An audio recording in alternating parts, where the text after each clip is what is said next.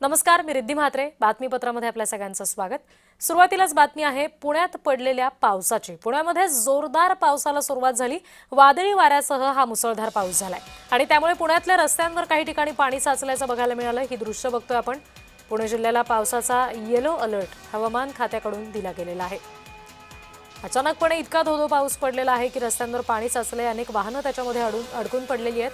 आयत्या वेळी हा पाऊस आल्यामुळे नागरिकांची सुद्धा तारांबळ उडालेली आहे. वादळी वाऱ्यासह पुण्यात मुसळधार पाऊस झालाय.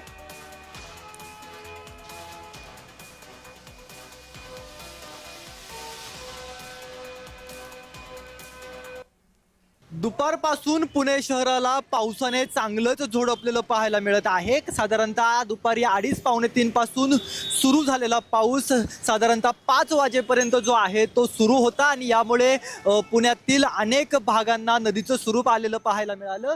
पुण्यातील कोंढवा परिसर असेल, खराडी परिसर असेल, सिंहगड रोड परिसर असेल, या सगळ्याच परिसरामध्ये प्रचंड मोठ्या प्रमाणामध्ये पाऊस जो आहे तो झालेला आहे आणि या पावसाचे परिणाम म्हणजे रस्त्यांवरती मोठ्या प्रमाणामध्ये पाणी जे आहे ते सध्याच्या घडीला साचलेलं पाहायला मिळते आणि यामुळे पुणेकरांची चांगलीच तारांबळ उडालेली पाहायला मिळत आहे. पुण्यातील कर्वे रोड असेल, सिंहगड रोड असेल, जंगली महाराज रस्ता, फर्ग्युसन कॉलेज रस्ता, स्वारगेट चौक यामध्ये अनेक गाड्या ज्या आहेत त्या देखील बंद पडलेल्या अवस्थेमध्ये, अडकून असलेल्या अवस्थेमध्ये पाहायला मिळाल्या होत्या. त्यामुळे सगळी तारांबळ जी आहे ती झालेली पाहायला मिळते. सध्या वाहतूक कोंडी जरी नसली तरी देखील पुणे पोलीस, ट्रॅफिक विभाग असेल हे रस्त्यावरती उतरून या ठिकाणी आलेले पाहायला मिळतात आणि त्यांच्या माध्यमातून ही सगळी वाहतूक कोंडी असेल किंवा या पावसामुळे निर्माण झालेली परिस्थिती असेल ही सगळी पूर्ववत करण्यासाठी प्रशासनातील यंत्रणा देखील सध्याच्या घडीला रस्त्यावर उतरून